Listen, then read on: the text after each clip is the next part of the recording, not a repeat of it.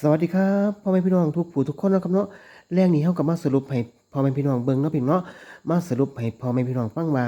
หวยราวมื้อนี้สิออกตรงกับที่อาจารย์นัดให้บ่เนาะพี่น้องเนาะครับผมสำหรับหวยราวมื้อนี้ออก8112เนาะ4ตัวออก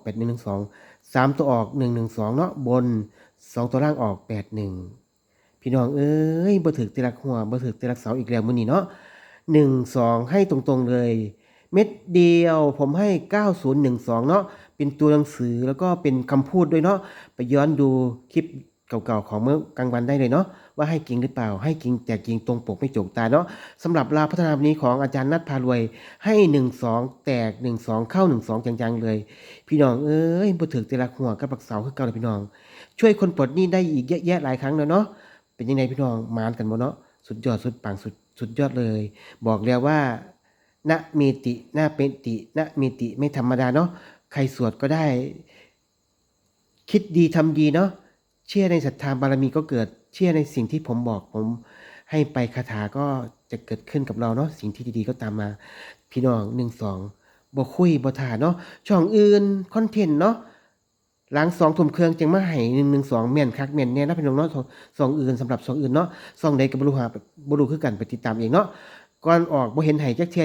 112บัดหลัง2ทุ่มครึ่งไปแล้วพอเว้าไปแว้มาเขียนมาหมดซุคนซุช่องเลยไปตามเบิ่งก็ได้112แม่นพะนะให้3ตัว4ตัวให้จังซั่นผู้ใดก็ให้ได้แต่ว่าของอาจารย์นัดนะพี่น้องเนาะให้แต่เมื่อวานใบม่วง12ก็เข้าเลยเนาะไปดูก็ได้แต่ว่าไม่ได้ขีดเส้นใต้ให้เนาะใบม่วงก็เข้าอยู่แต่ว่าไม่ได้ขีดเส้นใต้ให้แต่ที่จังๆก็คือเม็ดเดียวป๊าดพี่น้องชุดเม็ดเดียวของเฮาเนาะให้เป็นตัวหนังสือเนาะ 912 9012ให้เลยเนาะเขียนเป็นเลข9กอไก่9แล้วก็0กอสอสระสระอูนอนหนูยอยักษ์12พี่น้องเอ้ยเทิงคำพูดเนาะไอ้ที่ขับรถไอ้พวกมาไล่เนาะผมก็เว้า9012 34แล้วก็56ให้4หางเอง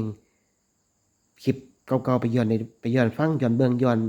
อันนี้ได้เพิ่นเด้งเนาะพี่น้องเด้อแต่จริงอะไรจริงไหมสำหรับคนที่ได้สำหรับคนเห็นเนาะก็ดีใจน้ำเพิ่นพี่น้อง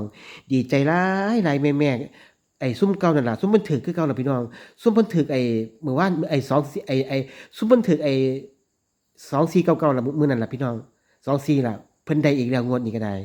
แก๊งเก่าคุณแม่แก๊งเก่าเนาะพี่เนาะที่เพิ่นบวชเมื่อวานนี่ล่ะที่เพิ่นจ้างหมอลำมาเมื่อวันจันทร์นั่นล่ะพี่น้องมื้อนี้เพิ่นก็ได้อีกแล้วพี่น้องเอ้ยผู้ละ7ใบเท่า8ใบเท่าผู้ละ2ใบเท่า3ใบเท่า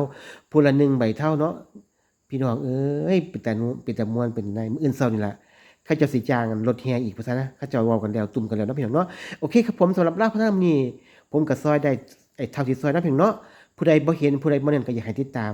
ทางที่ดีก็คืออยากให้เข้ากลุ่มไว้เนาะพี่น้องเนาะเข้ากลุ่มไว้เลยกลุ่ม LINE เนาะคนใดที่เข้ากลุ่ม LINE มื้อนี้ผมส่งเลขให้เป็นตัวเลขจังๆเลยนะพี่น้องเนาะเดี๋ยวสิเอามาลงให้เบิ่งว่าอีหลีบ่เพราะผมเข้าไอ้พวกที่ไอ้เข้า LINE